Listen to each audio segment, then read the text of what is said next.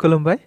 गिबियावनो नोंथांमोनखौ बयखौबो सोरजिदा क्रिएटिभिटी चेनेलाव बरायनायजों लोगोसे फुंबिलिनि गाहाम हामलायनायखौ बावहरग्रोनाय जाबाय। दिनैनि माखासे निउस आपडेटफोरखौ नोंथांमोननि सिगाङाव फोरमायथिना होनो आवगायनाय जालायबाय। नोंथांमोनहा भिडिअखौ नायनानै मोजां मोनोब्ला लाइक खालामगोन होनना आसा खालामबाय। लोगोसे इउटिउब चेनेलखौ दाबो साबस्क्राइब खालामाखैबा साबस्क्राइब खालामनानै लानो थाखाय गुरै खावलायनाय जाबाय। थ' बिदिब्ला जोङो भिडिअखौ जागायनोसै।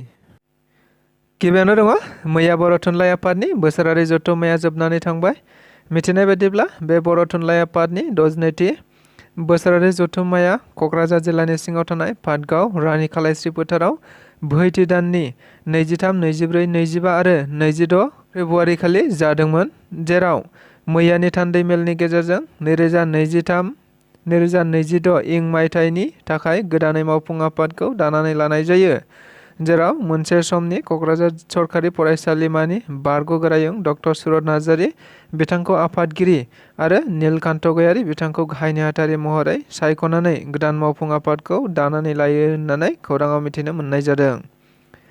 इउपिपिएल सरकारा फेलें जानायनि थाखाय इउपिपिएल राजखान्थि हान्जानि गोबां सोद्रोमाफोरा बिपिएफआव हाबगासिनो दं बाथ्राखौ बुंदों बिटिसिनि बारग' मावफुं सोद्रोमा लोमस्राव दैमारि बिथाङा।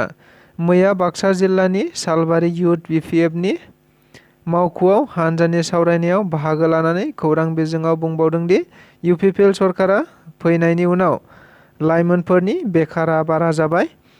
2.5 बोसोर साख्रिनि जेबो फोसावथाय होनो हायाखै, जायनि जाहोनाव इउपिपिएल सरकारखौ गाज्रि मोननानै लेखा गोरों लाइमोनफोरा बिपिएफआव फैनो रेडि जानानै दं होन्नाबो बिथाङा खौरांगिरिफोरनि गेजेरजों बुंथिना होबावो।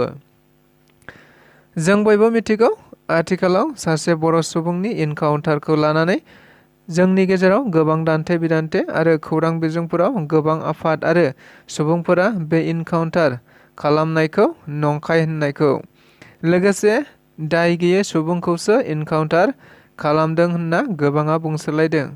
फारसेथिं आरोबाव सोरखौबा सोरनिबा दायावसो बुथारदों होनना खौराङाव ओंखारदों। मख'जाथावदि बे बाथ्राखौनो लानानै आसामनि गिबि मन्थ्रि डक्टर हिमन्त बिश्व शर्मा बिथाङाबो बेनि सायाव नायबिजिरनाय जागोन होननाय बायदिनो मैया आथिखालनि बिटिआरनि गाहाय मावफुं सोद्रोमा प्रमद बर' बिथाङाबो दिनैनि गेजेराव माखासे इएमफोरखौ जाथाइसालिसिम थिनहरनाय जागोन, लोगोसे बेनि सायाव नायबिजिरनाय जागोन होननाबो खौरांगिरिफोरनि गेजेरजों बुंथिना होबावो। बिटिआर ओनसोलाव साख्रि थिसननाय हाबाया बिटिआर सरकारनिसो बाथ्राखौ बुंदों आसामनि गिबि मन्थ्रि डक्टर हिमन्त बिश्व शर्मा बिथाङा। मैया क'क्राझारनि पाटगाव रानि खालायस्रि फोथाराव जानाय बर' थुनलाइ आफादनि 22थि बोसोरारि जथुम्मायाव बाहागो लाफैना खौरांगिरिफोरनि सिगाङाव बुंदों दि बिटिआर ओनसोलाव 2थि थाखो, 3थि थाखो आरो 4थि थाखोनि साख्रि थिसननाय हाबाया बिटिआर सरकारनिसो, बेनिखायनो बिटिआर ओनसोलाव साख्रिखौ बिटिआर सरकारानो थिसनगोन होन्नाबो खौरांगिरिफोरनि सिगाङाव बुंथिनानै होबावो। लोगोसे क'क्राझार लकसभा बियाबाव एनडिए नि बिजाथियानो थागोन, नाथाय बिजेपिनि जागोन ना इउपिपिएलनि जायो बेनि सोमोन्दै दासिमबो सावरायथ'नाय जायाखै होन्नाबो बुङो आरो फैगौ 2 दाननि गेजेरावनो बेखौ थि खालामनाय जागोन, अब्लानो जों बयनिबो हेफाजाब बिगोन होन्नानैबो खौरांगिरिफोरनि सिगाङाव बिथाङा बुंथिनानै होबावो। प्रमद बर'आ बिजेपिजों जुजिनोब्ला ज' जानाया साबसिन। हाग्रामा महिलारिया 17 बोसोराव रावबो राजखान्थि हान्जा एबा माहारियारि राजखान्थि हान्जाखौ हाबनो होआखैमोन बाथ्राखौ बुंदों आसाम जातीय परिषदनि जइन्ट सेक्रेटारि कास्टम बसुमतारी बिथाङा।